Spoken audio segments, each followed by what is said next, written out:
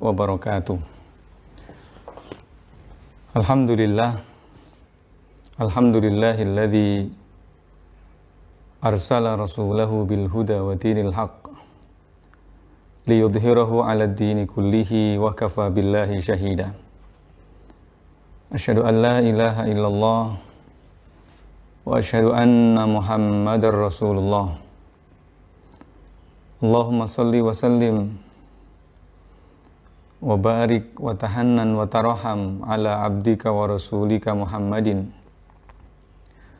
wa ala alihi wa sahbihi wa man tabi'ahum bi ihsanin ila yaumiddin. Usini nafsi wa iyyakum bi taqwallahi wa ta'atihi la'allakum turhamun. Yaqulu rabbukum subhanahu wa ta'ala fi kitabihil karim wa huwa asdaqul qailin. Ya ayyuhalladzina amanu taqullaha haqqa tuqatih wa la tamutunna illa wa antum muslimun. Wa qala ta'ala fil ayati allati tatahaddatha anha as-siyam wa huwal qail Ya ayyuhalladzina amanu kutiba alaikumus siyam kama kutiba 'alal ladzina min qablikum la'allakum tattaqun. Wa qala Rasulullah sallallahu alaihi wasallam ittaqillaha haitsuma kunta wa adbi'is sayyi'atal hasanata tamhuha wa khaliqin nasa bi khuluqin hasan. Hadirin hadirat, muslimin muslimat, rekan-rekan mahasiswa semua yang saya rahmati, yang saya kasihi, yang saya sayangi. Alhamdulillah pada satu kesempatan yang mulia ini Allah Subhanahu wa taala memberikan kenikmatan yang tidak boleh kita kira. Kenikmatan umur, kenikmatan sihat, kenikmatan peluang. Kita berdoa kepada Allah Subhanahu wa taala, semoga Allah Subhanahu wa taala senantiasa merahmati, memberkati seluruh aktiviti yang kita laksanakan. Tuan-tuan, puan-puan yang dikasihi Allah Subhanahu wa taala, di 10 pertama bulan Ramadan pada kesempatan kali ini kita sepatutnya bersyukur kepada Allah Subhanahu wa taala di atas peluang yang telah Allah berikan ini. Pada masa yang sama kita pun mencuba untuk membuat muhasabah, membuat perkiraan sekaligus evaluation terhadap amalan yang telah kita laksanakan. Pada kali ini, pada kuliah duha, pada kesempatan yang bahagia ini, saya akan mencoba berkongsi dengan satu tajuk, yaitu berkenaan dengan peranan ibu bapa di dalam memaksimalkan ibadah ahli keluarga dalam konteks Ramadan dan dalam konteks COVID-19 pada sekarang ini. Poin yang pertama yang hendak saya bincang adalah perkara mengenai puasa itu sendiri. Soalan pertama yang ingin saya sampaikan kepada tuan-tuan hadirin hadirat adalah berkenaan apakah puasa itu perkara yang berat? Ada sebagian orang yang masih menjadi isu ini, apakah puasa itu menjadi perkara yang berat? Izinkan saya untuk menjawab soalan ini dengan dua perkara. Yang pertama adalah berat atau tidaknya puasa kita itu ditentukan oleh seberapa mana keimanan kita kepada Allah Subhanahu wa taala. Itu yang pertama. Dan yang kedua adalah berat atau tidaknya puasa yang kita laksanakan ini bergantung kepada kebiasaan kita. Dua perkara inilah yang menjadi penentu apakah puasa yang kita lakukan ini berat ataukah ringan. Apalagi dalam puasa situasi seperti sekarang ini. ya. Setiap orang stay at home, ya, dengan beragam kewajiban dan tugasan-tugasan yang mesti harus dilakukan. Poin pertama saya hendak berbicara, kenapa iman seorang muslim itu menjadi satu penentu apakah puasa itu berat atau ringan baginya. Yang pertama adalah seseorang itu dapat melakukan ketaatan ataupun sebaliknya kemaksiatan kepada Allah Subhanahu wa taala dikarenakan oleh faktor namanya faktor keimanan. Nah, oleh karena itu Rasulullah Shallallahu alaihi wasallam pernah menyampaikan, tidaklah seseorang itu melaksanakan zina kecuali di dalam dirinya ada keimanan. Mustahil seorang itu melaksanakan jenayah pencurian misalnya kecuali di dalam dirinya tidak ada keimanan. Rasulullah mengatakan, la yasriku sariqu illa wa huwa mu'min, wa la yazni az-zani illa wa huwa mu'min. Ini menandakan bahwa iman seseorang menjadi penentu macam mana dia boleh melaksanakan perbuatan-perbuatan di atas muka bumi ini, sama ada perbuatan baik ataupun perbuatan buruk. Seseorang yang di dalam dirinya tiada keimanan, maka dia tidak merasai ada muraqabatullah. Dia tidak merasai bahwa Allah Subhanahu wa taala melihat senantiasa melihat dan hadir dengan pandangan Allah Subhanahu wa taala, sehingga manusia boleh bebas melaksanakan apa yang dalam fikirannya boleh dia lakukan. Kenapa? Sebab tidak ada perasaan Allah Subhanahu wa taala melihat dia. Itu yang pertama. Begitu juga orang yang berzina. Mungkin dia boleh jaga jangan sampai ahli keluarganya tahu. Jangan sampai orang-orang karyahnya tahu. Sebab kalau tahu nanti nama baik jadi masalah. Tetapi ketika seseorang punya keimanan, dia merasa dimanapun tempatnya Allah akan tengok dia, Allah akan lihat dia. Dan inilah yang disebut dengan muraqabatullah. Dalam bahasa hadisnya disebut dengan ihsan. Anta abudallaha ka'annaka tarahu fa illam takun tarahu fa innahu yaraka. Ini yang pertama.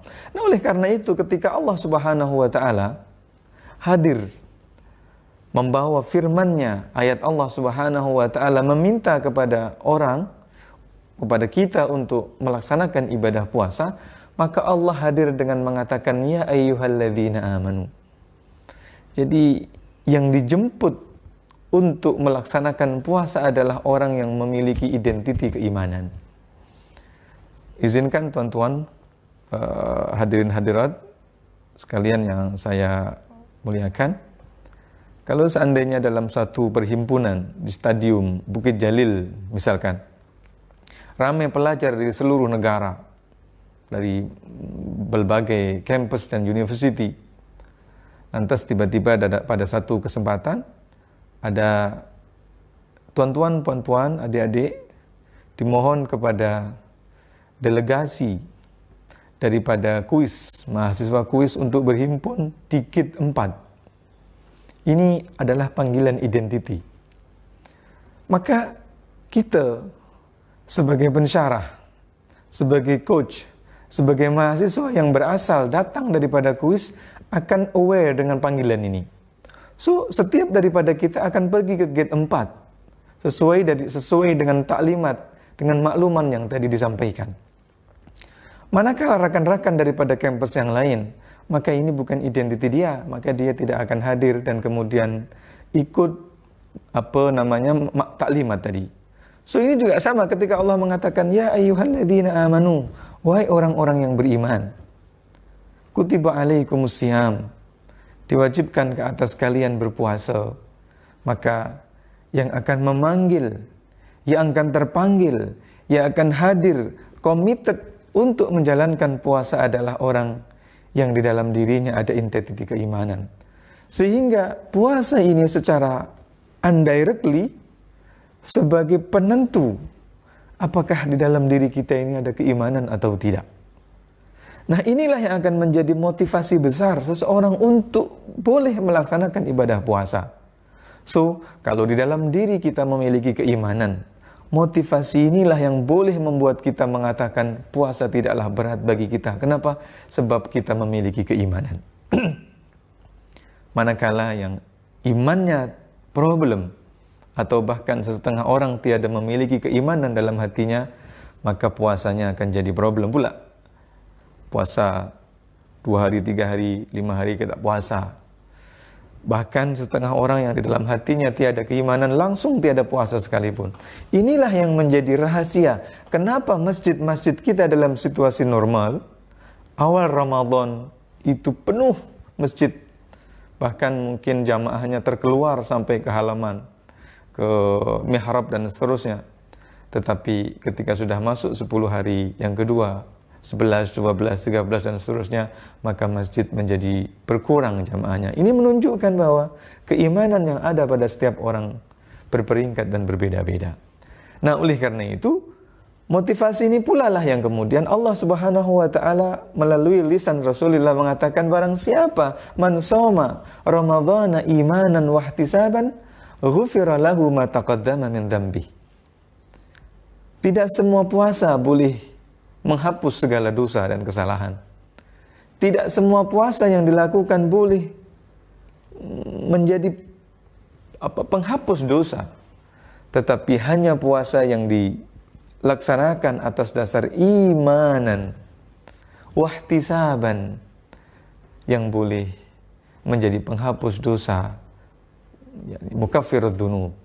Puan-puan yang dirahmati Allah Subhanahu wa taala, ini poin yang pertama yang hendak saya sampaikan, bahwa puasa, berat atau tidaknya puasa kita itu ditentukan oleh seberapa kuat ataupun lemah, seberapa tipis atau tebal keimanan kita kepada Allah Subhanahu wa taala. Ini poin yang pertama. Nah, peranan ibu bapa dalam konteks ini adalah membangunkan keimanan, menanamkan keimanan kepada anak-anak kita. Nah, oleh karena itu, kalau kita bicara mengenai pendidikan Islam, perkara pertama yang mesti harus ditanamkan, yang wajib ditanamkan kepada anak-anak kita adalah persoalan akidah. Kita ingat dahulu, Rasulullah SAW pernah memberi satu nasihat kepada Abu Darda. Ya, ini kisahnya, ya gulam, ihfazillaha yaghfadka. Ini nasihat Rasulullah sallallahu alaihi wasallam kepada budak kecil. Ya gulam, budak kecil. Apa nasihat Rasulullah? Ihfazillaha yaghfadka. Jagalah Allah. Jagalah Allah. Yaghfadka, nanti Allah akan jaga kamu. Ini satu bentuk nasihat yang mungkin pada peringkat pertama ini kita katakan lebih sesuai kepada orang dewasa. Macam mana anak-anak boleh faham menjaga Allah? Macam mana cara nak jaga Allah?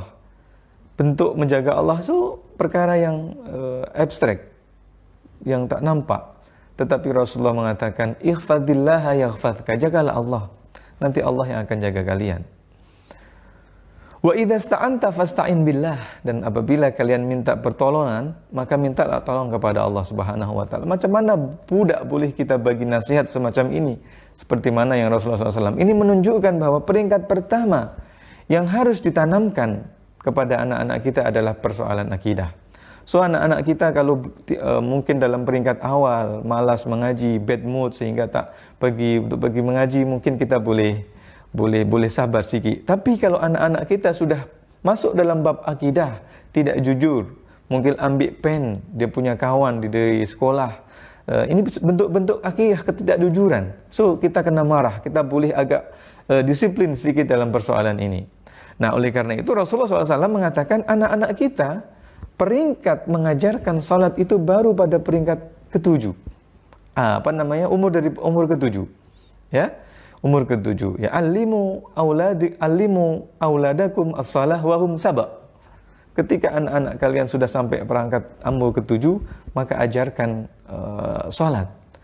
Tapi kalau sudah 10, barangkali boleh disebut dengan pukulan-pukulan yang menurut para pakar pendidikan adalah pukulan mendidik, bukan pukulan untuk membuat sakit.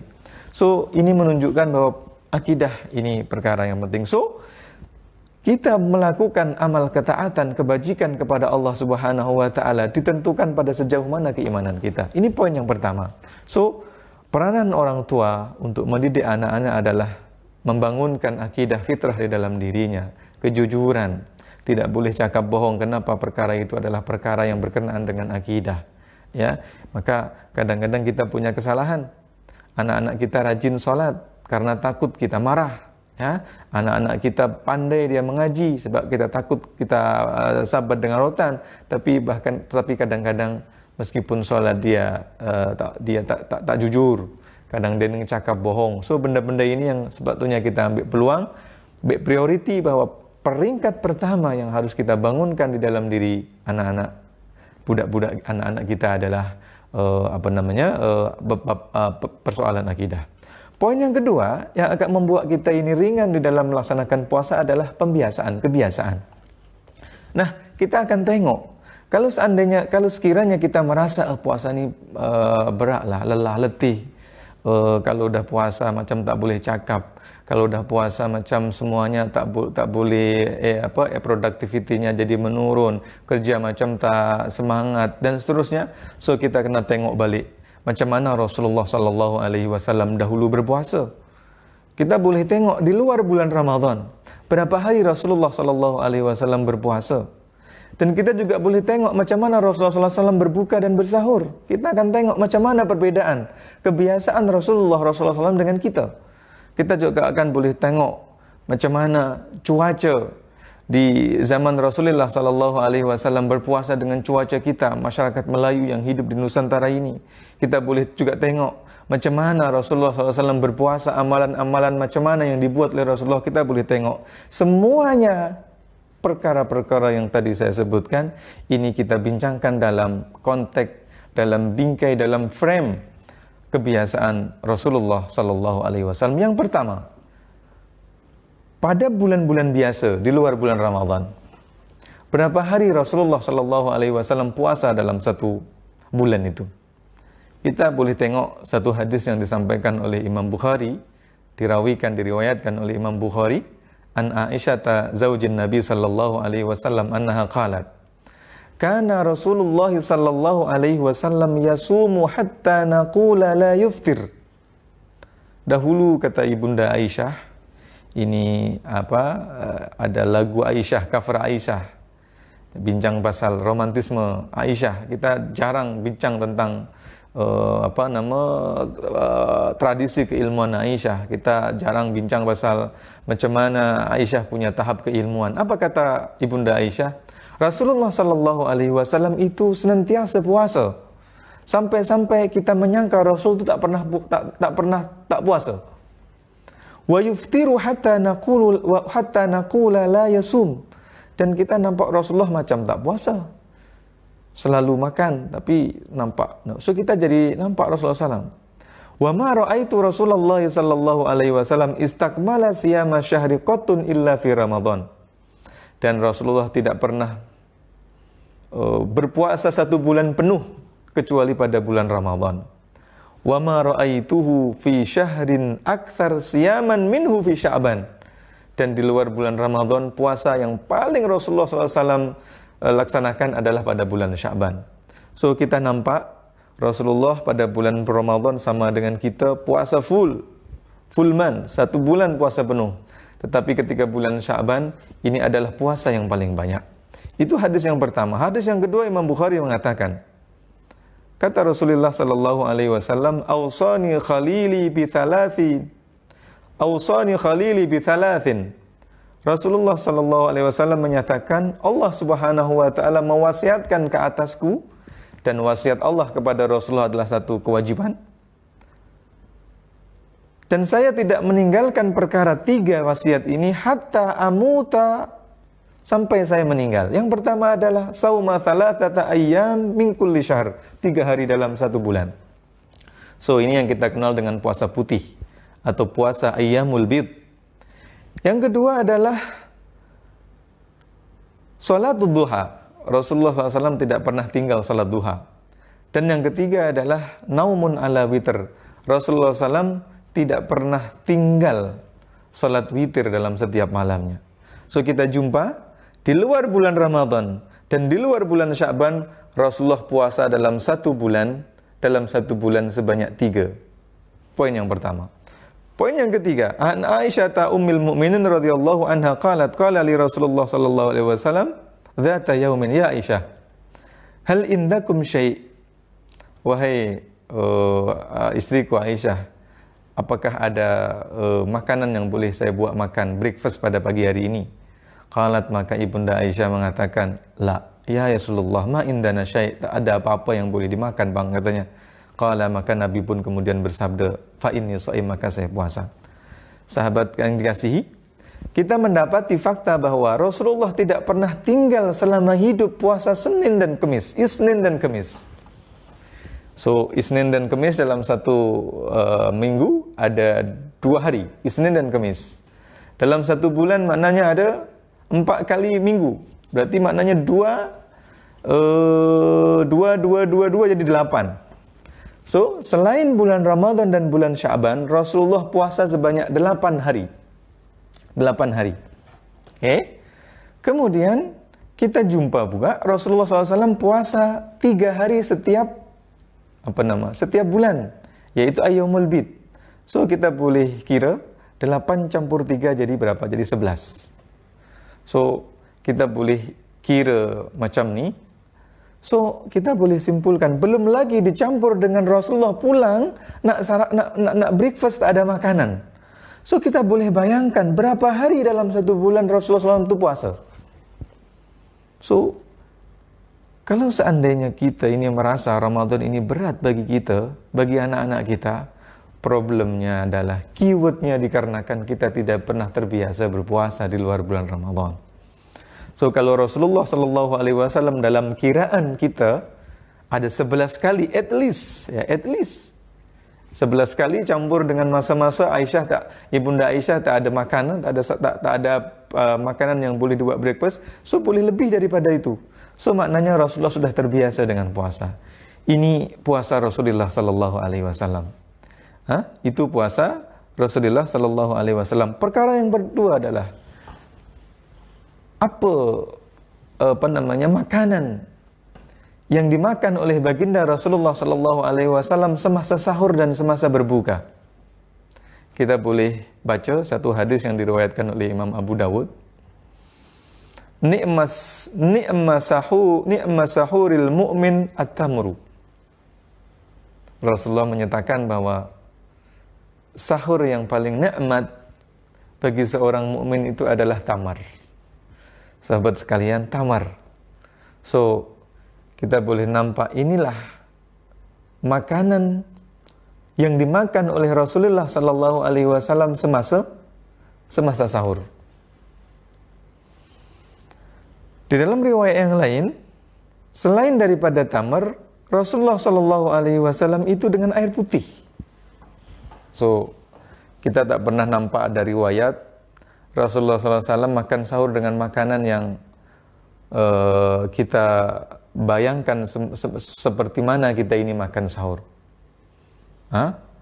Kana Nabi sallallahu alaihi wasallam yuftiru qabla ay yusalliya ala rutabat. Itu sahurnya. Sekarang berbukanya. Rasulullah berbukanya itu dengan rutab. So, kita boleh bezakan apa itu tamar, apa itu rutab, apa itu balah. Tapi itulah Nabi. Fa illam takun rutabat fatumairat. Kalau seandainya tak ada rutab, maka tamar. Tamar ni yang kualitinya jelek. Fa illam takun tumairat hisan hasawat minal ma. Kalau tidak ada, dia minum air saja. So, ini puasa Rasulullah sallallahu alaihi wasallam. Macam ni bentuk dan style Rasulullah sallallahu alaihi wasallam dalam sahur dan dalam berbuka puasa ketika berpuasa.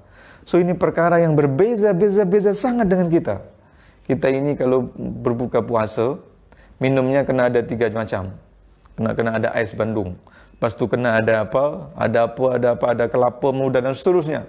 Lepas tu kita pergi kuih muihnya, ada yang manis, ada yang masin, ada murtabak, macam-macam kita punya. Lepas tu kita makannya pun ada jenis-jenis lauk. So, boleh bayangkan. So, kalau seandainya kita ini merasa puasa kita berat, so, kita sungguh malu di hadapan Rasulullah sallallahu alaihi wasallam. Rasulullah pemimpin utama dengan memiliki otoriti timur dan barat, tetapi macam tu dia bentuk puasanya. Sahurnya dengan perkara yang amat sederhana sekali. Berbukanya dengan perkara yang amat sederhana sekali. So, kita kena malu di hadapan Allah, di hadapan Rasulullah sallallahu alaihi wasallam. Kita berpuasa dalam situasi yang biasa. Kita pergi pasar malam, dari satu lorong ke lorong yang lain semua kita lalu. Nampak murtabak kita beli, nampak kue jaring kita pun beli, kue masin kita pun beli, macam-macam kita beli. So kita ini macam umat Rasulullah sallallahu alaihi wasallam yang sangat teramat manja. Kita patut malu di hadapan Rasulullah SAW. Ini perkara yang membuat kita ini malu. Yang ketiga, cuaca atau suasana. Rasulullah sallallahu alaihi wasallam berpuasa dalam situasi yang teramat panas. Ya. Ramadan itu asal katanya dari kata romdo. Romdo terik teramat panas. So, kita boleh bayangkan Rasulullah puasa dengan sahur, makan sahur dengan sekedar tamar dicampur dengan air. Ya. Macam itulah Rasulullah SAW hari-hari berpuasa. Ya. Lepas itu pada siang harinya pun terik panas seperti itu. Tak boleh dibayangkan rakan-rakan yang pernah belajar di negara Arab ketika berpuasa, Masya Allah, panas, sungguh-sungguh panas luar biasa. Lepas itu pun berpuasa dengan penuh ketulusan, perjuangan, perhambaan. Datanglah masa untuk berbuka. Ketika ketika berbuka puasa, makanan yang ada pun tamar. Okey, sikit bagus, sikit lagi up lagi namanya rutab. Kalau benda-benda itu tak ada dengan air saja. So itu Rasulullah sallallahu alaihi wasallam. So kita patut malu. Macam mana kita ini boleh merasa puasa ini berat, sementara sahur kita macam-macam makanan kita punya. Siang harinya pun suasananya seduh, dingin, sejuk. Kalau di luar panas pun kita duduk dalam bilik aircon, senang. Lepas itu kita berbuka puasa pun dengan makanan yang macam-macam, dengan minuman pun yang berbahagia. Ya, lepas itu nanti selepas tarawih pun kita buat benda yang sama. Tak cukup di rumah, kita pergi ke kedai, macam-macam. So, kita ini perkara. Nah, di saat yang sama, meskipun Rasulullah SAW sahurnya dengan perkara yang amat sederhana, siang hari pun dengan suasana cuaca yang teramat panas, sahurnya, makan bukanya pun dengan perkara yang amat sederhana, tetapi banyak berlaku sejarah-sejarah yang hebat. Itu justru terjadi pada bulan Ramadan. Perang Badar berlaku pada bulan Ramadan. So kita boleh imagine macam mana Rasulullah dan para sahabat boleh menang, berperang melawat kafir Quraisy dengan bilangan pasukan yang jauh lebih banyak. Sementara Rasulullah pasukannya lebih sedikit tapi boleh menang. Terjadi pada tahun kedua Hijriah. Pada tahun ketiga Rasulullah ada peristiwa hebat, Ruqayyah meninggal. Pada tahun ke-6 ada satu Sariyah namanya Sariyah Zaid bin Harisah. Bahkan pada tahun ke-8 klimaks dari sejarah perjuangan peradaban Islam adalah Fathu Mekah. Semua berlaku pada bulan Ramadan. So ini poin yang pertama yang yang wajib kita share, kita kongsikan kepada anak-anak kita. Adik, puasa ini adalah perkara yang Allah Subhanahu wa taala syariatkan untuk mendidik jiwa kita, melatih kesabaran, melatih kedisiplinan. So kita kena prihatin kalau di rumah kita ini ada macam-macam makanan, ada orang luar, ada jiran tetangga, ada anak-anak di luar sana yang benda-benda itu tidak dijumpai. So ini perkara yang harus kita sampaikan kepada anak-anak kita. So, kalau seandainya benda-benda itu masih berat, kita boleh baca 183 dari surah Al-Baqarah. Kita boleh mereview apa sebetulnya yang membuat puasa kita ini berat. Yang pertama tadi kita sebut adalah keimanan. Makanya Allah sebut, ya ayyuhalladzina amanu. Seolah-olah Allah yang mengatakan puasa ini berat ataupun tidak bergantung kepada keimanan kalian. Kalau keimanan kalian bagus, puasa kalian ringan. Kalau keimanan kalian problem, maka puasa kalian pun akan problem. So, kita kena pastikan bahwa keimanan kita adalah betul. Yang kedua, Rasulullah katakan bahwa puasa ini bukan perkara baru. Bukan kita sahaja yang diwajibkan puasa. Generasi dahulu pun dah berpuasa. Makanya Allah katakan, kama kutiba 'alal ladzina min qablikum. Wahai umat Muhammad, apalah yang membuat kalian ini merasa puasa ini berat? Kalau puasa ini berat, taklah orang dahulu pun dah puasa. Ya, bukan kalian seorang-seorang je yang puasa. Umat-umat terdahulu pun dah puasa. Kalau orang-orang terdahulu boleh jadi bertakwa melalui puasa, so kalian semestinya pun boleh jadi orang bertakwa melalui puasa. So, ini suasana yang Allah hadirkan supaya puasa kita ini merasa ringan. Yang ketiga, puasa yang kita lakukan ini bersama-sama. Kalau ibadah-ibadah yang lain sendiri-sendiri. Makanya kita jumpa kalau ada orang tak pernah berpuasa selama 1 tahun, ketika Ramadan hadir, ringan. Saya ingin tanya tuan-tuan, puan-puan, puasa Isnin Khamis dengan puasa Ramadan mana yang lebih ringan? Puasa Ramadan dengan puasa Isnin dan Khamis, kalau kita compare, mana yang lebih berat? Maka automatically kita akan menjawab, puasa Isnin dan Khamis itu berat, Ustaz. Kenapa? Sebab seorang-seorang. Ya, Ramadan Allah hadirkan dengan kurikulum supaya semua orang merasa ringan. Kenapa? Sebab dilaksanakan secara bersama-sama. Dan kenapalah kita ini masih merasa berat? Puasa Ramadan yang diwajibkan ke atas kita ini tak sepanjang tahun. Dia cuma ayyamam ma'dudat, masanya sikit saja harinya.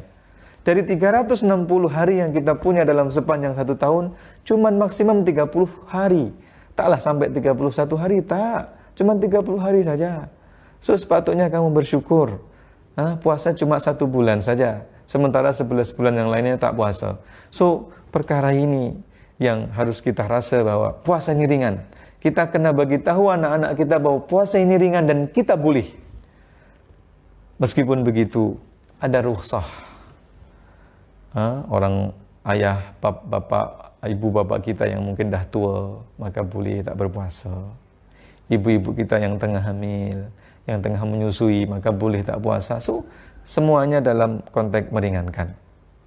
Ayah, ibunda, hadirin hadirat, rakan-rakan yang saya kasih Allah Subhanahu wa taala. So, ini perkara yang kedua yang ingin saya sampaikan. Nah, problemnya adalah ketika kita puasa, kadang-kadang makanan kita, Masya Allah, 30 menit sebelum berbuka, kita dah kumpul makanan. Sehingga ketika azan datang, Allahu Akbar, Allahu Akbar. So, kita macam nak berjihad. Allahu Akbar, semua nak kita minum, semua nak kita makan. Sehingga apa konsekuensinya? Apa dampaknya? Dampaknya ketika masa solat Isya, ketika masa solat tarawih tiba, maka tak boleh bangun. Kenapa? Makan terlalu kenyang. So, ini buat kita jadi masalah. Tuan-tuan, puan-puan yang dirahmati Allah Subhanahu wa taala. Nah, sekarang kita masuk dalam suasana COVID-19. Ini perbincangan kita yang poin yang ketiga. Ya. Poin yang ketiga pasal COVID-19 ini. Orang di luar sana banyak bincang nih, COVID-19 ini, wabah ini hukuman ke ujian. So ada banyak perbincangan yang mengatakan hukuman dan seterusnya.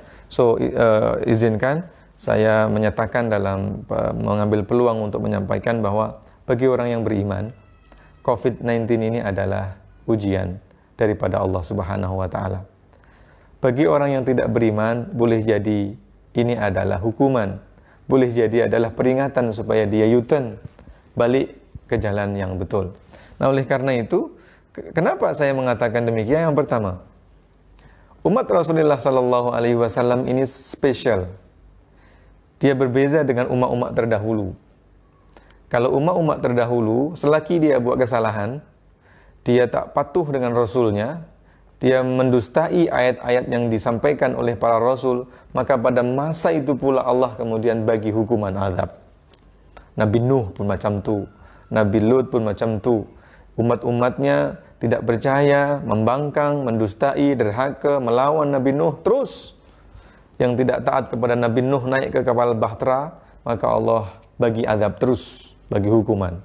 Begitu juga dengan Nabi Lut. Nah, sementara umat Nabi Muhammad tidak macam tu. Umat Nabi Muhammad ini spesial, Allah berikan kelebihan. Maka ini adalah ujian. Oleh karena itu, Rasulullah Shallallahu Alaihi Wasallam menyatakan sebagaimana yang dirawikan oleh Ibunda Aisyah, ketika Ibunda Aisyah bertanya mengenai taun, fa akhbaraha annahu kana adzaban yab'atsuhu Allahu ala may yasha. Sesungguhnya taun ini, meskipun COVID-19 ini tak sama persis dengan taun, ya, ada perbincangan apakah COVID-19 ini taun atau tidak, tapi paling tidak kita merasai bahwa COVID-19 ini dari sudut pandang penyebaran penyakit wabak di tengah masyarakat taun. Kata Ibunda Aisyah, innahu kana, kata Rasulullah SAW, innahu kana adzaban. Wabak itu adalah bencana, itu adalah hukuman, itu adalah azab kepada sesiapa yang Allah turunkan kepada sesiapa yang dikehendaki. Menariknya adalah faj'alahu Allahu rahmatan lil mu'minin. So kita orang-orang yang beriman ini merasai bahwa COVID-19 ini adalah kerahmatan bagi kita. Mungkin bagi orang yang tak beriman, yang di dalam hatinya tiada syahadu la ilaha illallah, tidak ada syahadat, mungkin boleh jadi adalah azab sebagaimana yang Allah sebutkan. Tapi bagi orang yang bermukmin, bagi kita orang-orang yang berpuasa, insya Allah ini adalah rahmat. Rahmatnya macam mana, Ustaz? Kita tak boleh tarawih, pergi duduk masjid, kita tak boleh kerja-kerja amal. Macam mana ini disebut dengan rahmat? Yang pertama, ya, yang pertama, ketika COVID-19 ini menyebar, maka semua kemaksiatan tutup, premis-premis kemaksiatan tutup. So, kalau kita tak boleh tutup, Allah punya cara untuk menutup. Ya. So, ini mungkin rahmat bagi kita. 1 bulan sebelum Ramadan, pemerintah memberi arahan supaya kita stay at home. Ini maknanya kita tak boleh tengok aurat yang bukan mahram. Mata kita tak nampak maksiat. So, ini menandakan rahmat. Kita memiliki persediaan yang lebih baik daripada tahun-tahun sebelumnya. Kalau tidak ada wabak, mata kita ini susah nak kawal. Baru keluar daripada taman dah nampak aurat. Di jalan nampak aurat. Di pejabat nampak aurat. Tetapi ketika kita stay at home, mata kita dijaga oleh Allah Subhanahu wa taala. Ini rahmat. Kita tak jumpai perkara ini ketika tiada wabah. So, premis kemaksiatan, premis perjudian, semuanya Allah tutup. Ini rahmat. Ini rahmat. So, kita kena bersyukur kepada Allah Subhanahu wa taala. Tahun ini kita betul-betul boleh merasakan kenikmatan. Dahulu, ya, di dalam dunia yang lebih luas, dalam situasi normal, ada isu teroris lah, isu macam-macam lah, Afghanistan, Irak dan seterusnya. Maka semua perkara ISIS dan seterusnya, semua perkara tadi berhenti ketika COVID datang. Kenapa? Sebab mungkin pihak-pihak yang dahulu menyebabkan kegaduhan di dunia, sekarang dia sibuk menghadapi COVID-19. Kita tak tahu siapa pihak tersebut, tapi at least kita tahu ketika COVID datang, maka ISIS pun tak nampak. Teroris pun bukan menjadi isu dunia yang perlu macam-macam tu. So, ini semuanya adalah rahmat. So, ini poin yang pertama yang mesti kita sedari, bahwa ketika kita stay at home, kita merasai bahwa Ramadan kali ini adalah rahmat bagi kita. Kita boleh duduk di rumah. Kita memiliki masa yang cukup untuk tilawah, untuk membaca Al-Quran. Kita tak pernah merasai jam. Kalau jam, berangkat awal pagi, pulang lambat, kita tak sempat baca Al-Quran. Di rumah tak boleh, di pejabat tak boleh. So, sekarang insya Allah kita boleh menghatamkan berkali-kali kanda Ramadan. Itu rahmat yang kedua. Rahmat yang ketiga, tuan-tuan, puan-puan yang dirahmati Allah Subhanahu wa taala, rumah kita dalam situasi normal, rumah kita ini hanya berfungsi sebagai tempat untuk tidur. Kenapa Ustaz macam tu? Ya, sebab kita ini memang pulang tu larut malam, jadi tidur saja di rumah tu. Ya, awal pagi anak belum bangun, kadang-kadang dah pergi. Ya, kalau di Jakarta itu anak belum bangun, ibu bapa dah pergi pejabat. Jam 2 jam dekat jalan. Lepas tu ibu bapa pulang balik daripada pejabat sampai rumah, anak-anak dah tertidur. Lama-lama pukul 9, pukul 10. So di rumah just nak tidur saja. Jadi selama ini rumah kita ini fungsinya hanya sebatas al-baitu, bait, bata yabitu, bait, tempat untuk tidur. Tempat untuk tidur. Anak-anak tak nampak ada orang tuanya ada di rumah. Dan orang tua juga kalau di rumah tak nampak mendidik, bagi tujuh ajar kepada anak-anak. Kenapa? Rumah sebagai tempat tidur. Kenapa? Mayoriti dari yang kita miliki, jam kita ini ada di luar rumah. Kita pulang sampai rumah pukul 6, pukul 7. Pas itu esok pun dah pergi lagi. So di rumah hanya just tumpang tidur saja. So ini fungsinya sebagai al-bait.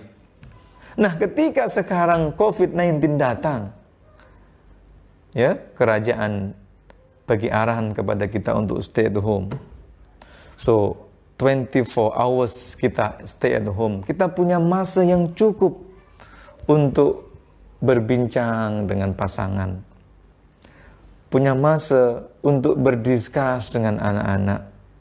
Mungkin selama ini istri kita perlukan caring daripada kita. Kita sibuk dengan pekerjaan.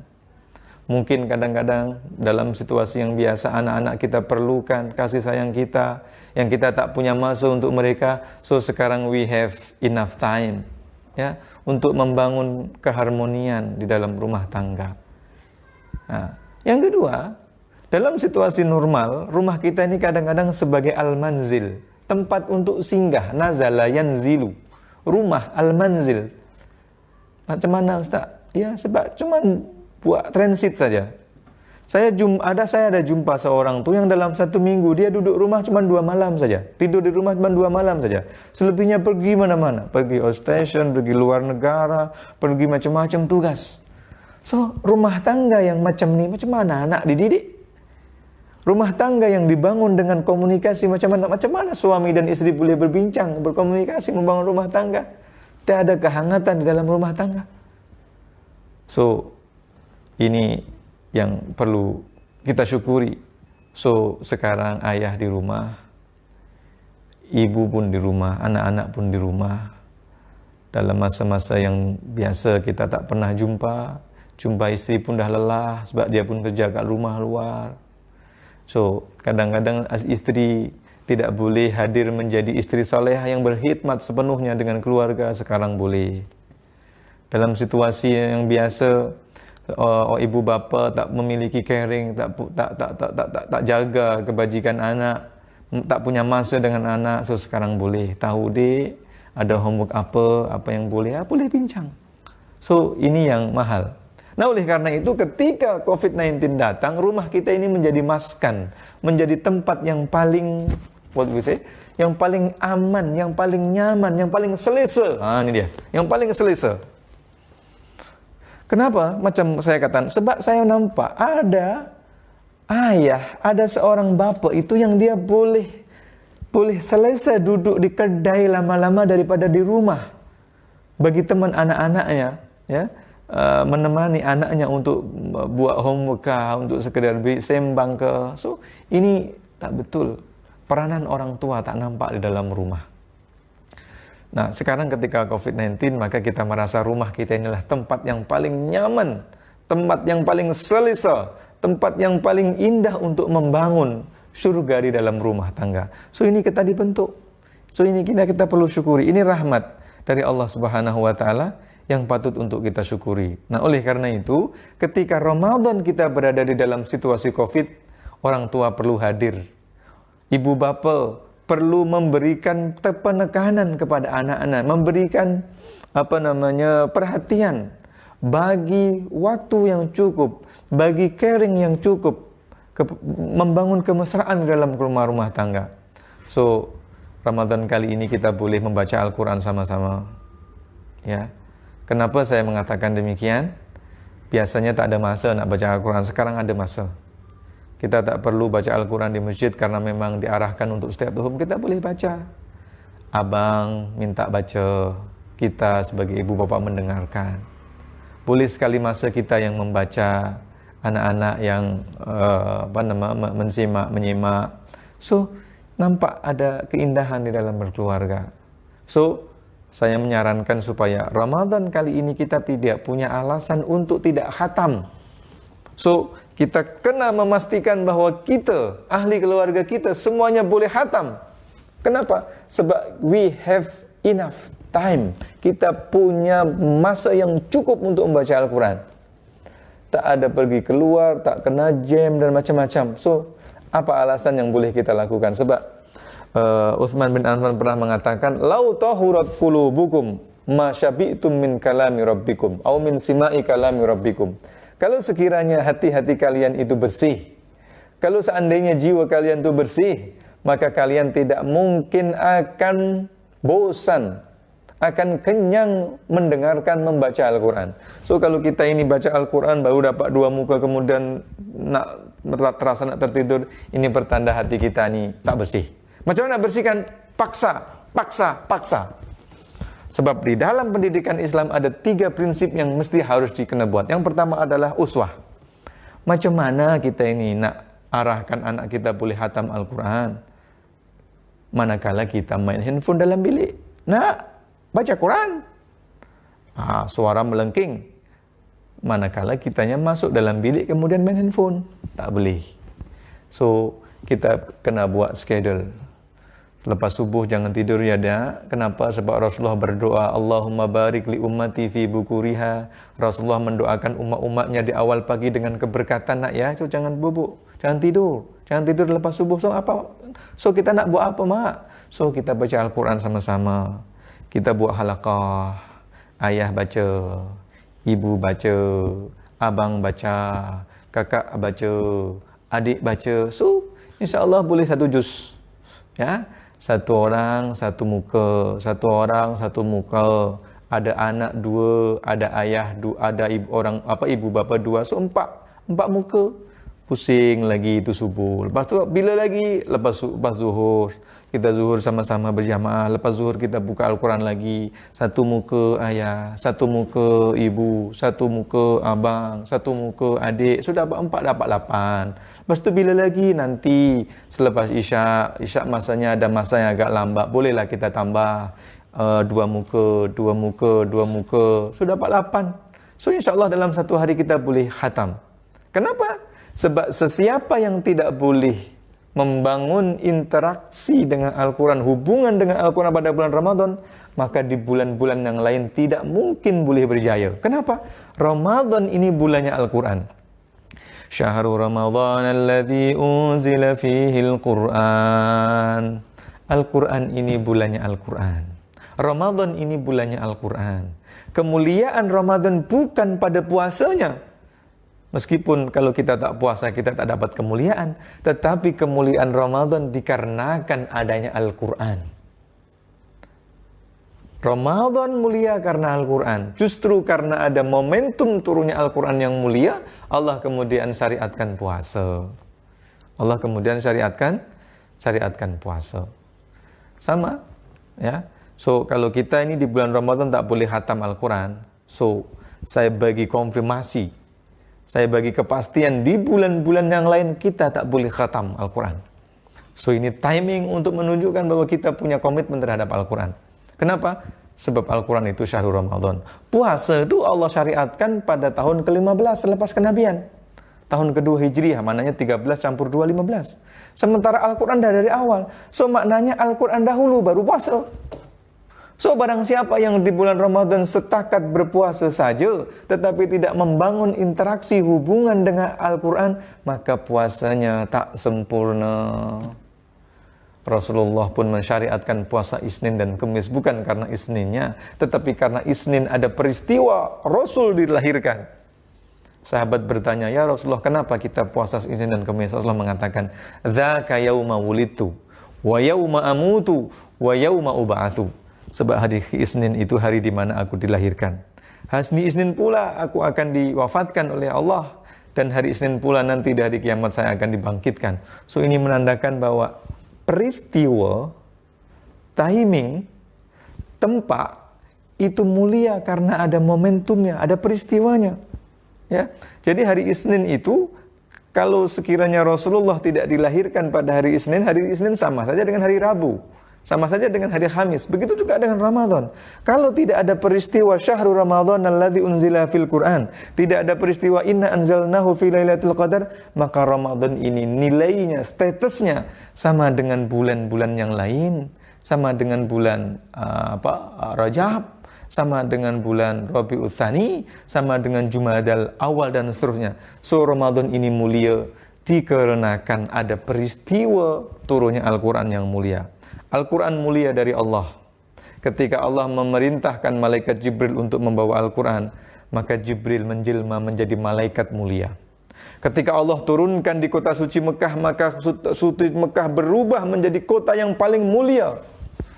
Ketika Allah turunkan di 1 bulan, maka bulan Ramadan menjadi bulan yang paling mulia. Ketika Allah turunkan pada 1 malam, maka malam tersebut berubah menjadi malam kemuliaan Lailatul Qadar. Ketika Allah beri Al-Quran ini turunkan kepada Muhammad bin Abdullah, maka Muhammad bin Abdullah menjelma menjadi Rasul yang paling mulia, Sayyidil Mursalin. So, apapun yang dihinggapi dengan Al-Quran akan menjadi mulia. So, kalau kita nak menjadi mulia, so kita kena rapat dengan Al-Quran. Sesiapa yang jauh daripada Al-Quran, dia tidak memiliki kemuliaan. Faman a'rada an dzikri fa inna lahu ma'isyatan dhanka. Itu yang pertama. Yang kedua, tilawah ya. Yang pertama tilawah. Yang kedua adalah bagi sedekah. So kita buat donation. Kita buat donasi. Rasulullah sallallahu alaihi wasallam itu kata Ibunda Aisyah adalah sosok yang paling dermawan. Karena Rasulullah sallallahu alaihi wasallam ajwadan nas. Wa kana ajwaduhu yakunu fi Ramadan. Tetapi ketika Ramadan tiba, kedermawanan Rasulullah sallallahu alaihi wasallam unlimited, tiada batas. Macam angin yang tiada sesiapa yang boleh menghalang angin tersebut. So Nabi tak pernah buat orang kecewa. Sesiapapun yang jumpa Nabi, punya hajat sama Nabi, pasti Nabi bagi. Nah, ini Ramadan. Ini Ramadan. So apalagi kita ini dalam situasi susah, so kita kena berbagi dalam Ramadan ini. Oleh karena itu Nabi mengatakan man fattara sha'iman falahu ajru sha'im min ghairi ayyanqusa min ujurihi min syai'. Barang sesiapa yang memberi makan berbuka kepada orang yang berpuasa, maka Allah akan bagi pahala kepadanya sebagaimana Allah berikan kepada orang yang berpuasa. So kita boleh review kembali list makan berbuka kita puasa. Kita bagi mulai sekarang boleh tak kita sikitkan makan, kita sederhanakan, kita punya buka. Kenapa macam tu? Kita kena hantar budget sikit ini kepada rumah kebajikan anak-anak yatim, jiran tetangga yang susah. Kenapa nak macam tu? Sebab Rasulullah mengatakan sesiapa yang bagi buka maka Allah akan bagi pahala sebagaimana orang yang berpuasa tadi. So Rasulullah itu orang yang paling dermawan, dan ketika Ramadan tiba, dermawan Rasulullah unlimited. So kita kurangkan. Yang kalau hari-hari biasa minum kita ada 3 jenis, ada es kelapa muda, ada es Bandung. So kita boleh kurangkan sekarang. Kalau dalam situasi biasa kita makannya kue muenya ada beragam jenis, so sekarang kita kurangkan. Kalau lauk pauk kita ni ada macam-macam jenis, so kita boleh kurangkan. Kita bagi kepada yang lain. Kita bagi spirit of sharing kepada masyarakat yang lain. Ini yang kedua ya, amalan yang mulia yang boleh kita ajarkan kepada anak-anak kita. Ya, jadi prinsip pendidikan yang pertama adalah uswatun hasanah, yang kedua adalah pembiasaan. So kita ini ketika mengajar bukan setakat transfer knowledge, bukan sekedar nak bagi tahu anak murid boleh tahu tak, tapi kita sampai pastikan anak murid boleh kerjakan. So ketika kita mengajar bukan setakat mengajarkan bahwa solat duha itu sunnah, pahalanya macam begini sekian, tapi kita kena bagi tahu bahwa macam mana nak solat. Oh, anak kita kena tahu bahwa kita solat duha bukan sekedar nak bagi amrahan saja. So kita pun solat duha bagi keteladanan, dan juga yang kedua adalah bagi pembiasaan. Kena dibiasakan. So siapa yang tak mengetahui solat malam, tahajud itu mulia, semua orang tahu. Tetapi sedikit sekali orang yang terbiasa untuk melaksanakan solat. Kenapa? Masalahnya tiada pembiasaan. So, ketika kita anak-anak kita stay at home, kita duduk di rumah, istri kita duduk di rumah, anak-anak kita di rumah, kita punya masa yang sesuai untuk membiasakan mereka. Kita jadikan mereka orang yang berbiasa untuk berbuat kebaikan. So, ini dan yang kedua, yang ketiga kena ada monitor. So, kena ada pengawasan. Kenapa? Ya namanya budak. Kadang-kadang dia pemalas, kadang-kadang dia bad mood. So, kita kena buat arahan, kita kena buat monitor, kita kena buat pengawalan, kita pun nak kena awalan. So, sekali masa buat reward, ya, kita buat reward. Siapa yang selama Ramadan ini tak pernah putus tarawih, maka mak akan bagi hadiah. So, ini cara memberi pengawalan. Ini masanya yang paling tepat, masanya yang paling sesuai. Selama ini pendidikan anak kita bagi guru agama, pendidikan akhlak kita bagi guru dekat sekolah, kita bagi percayakan kepada guru dekat surau, dekat masjid. Sekarang kita handle. So, kita handle dengan kita sendiri, kita boleh bagi keteladanan, kita boleh bagi pembiasaan, dan kita boleh mengawal mereka. So, inilah yang disebut dengan rumah kita sebagai maskan, bukan setakat al-baitu sebagai tempat untuk tidur, bukan seketakat al-manzilu sebagai tempat untuk singgah, tetapi rumah kita betul-betul menjadi maskan sebagai tempat yang paling selesa di atas muka bumi. Melebihi selesanya duduk di kedai kopi, duduk di tempat-tempat yang lain bersama rakan-rakan dan seterusnya. So, itu yang kedua. Yang ketiga yang tak boleh lupa, ya, yang tak boleh lupa adalah sholat tarawih. Sholat tarawih di rumah. So, ini barangkali suasana yang tidak kita jumpa. Kalau dalam situasi normal, tidak ada COVID, kita boleh bawa anak istri kita pergi ke masjid, boleh pergi surau, kita pun boleh pilih imam-imam yang suaranya cantik, yang hafiz Quran, kita boleh pergi sana. Tapi ketika situasi seperti ini, so kitalah imam. COVID-19 ini nak bagi tahu kepada kita, apakah kita ini imam sebenar atau tidak? Jangan-jangan selama ini kita ini macam ATM mesin ATM. Anak-anak kita ini perlukan kita kalau uang mereka habis. So, baru ingat ayah. Ketika uangnya habis, baru kemudian cari ayah. So, ini namanya satu kesilapan. Ketika COVID-19 tiba, kita dalam suasana Ramadan, kita nak bagi tahu bahwa kita ini imam sebenar. Kita boleh jadi imam tarawih. Kalau ada abang yang sudah balik dewasa, boleh bergantian dengan abang yang nanti imam. So, kita boleh jadi imam. Jangan risau. Kenapa macam ta'afdal? Bukan. Rasulullah SAW dahulu itu salat tarawih di masjid selama 2 malam sahaja. Malam yang ketiga tak pergi lagi. Sebab Rasulullah khawatir umatnya nanti menganggap ini sebagai satu kewajiban. So, Rasulullah duduk di rumah. Ini menandakan bahwa kalau sekiranya arahan kerajaan kita ini duduk kat rumah, masjid tak membuat solat tarawih, no problem, no worries. We can do that in our house. Kita boleh buat kat rumah. Apa masalahnya? So, jangan sampai terjadi. Kita ini dulu masa masih lajang lagi, kita hafal surah Al-Duha sampai An-Nas.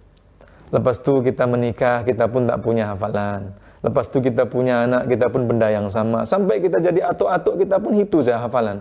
So, rakaat pertama Qul Huwallahu Ahad, rakaat kedua Inna A'thaina, rakaat kedua Qul Huwallahu Ahad, itu benda yang sama. So, ini namanya kita dibagi masa oleh Allah Subhanahu wa taala untuk upgrade kita punya keimanan. Upgrade kita punya interaksi kita dengan Al-Quran. Allah bagi masa kepada kita untuk mengupgrade kita punya hubungan dengan Al-Quran. So, kita ini imam bagi keluarga kita. Bukan setakat nak bagi nafkah. Sebab kalau bagi nafkah pun kadang-kadang isteri kita pun boleh bagi kepada anak-anak. Bahkan ada sebahagian kita yang isteri kita gajinya lebih besar daripada kita. Tapi kita ini adalah qawwam, ar-rijalu qawwamuna 'alan nisa. Isteri kita perempuan tak boleh jadi imam kecuali kalau makmumnya perempuan. Ya?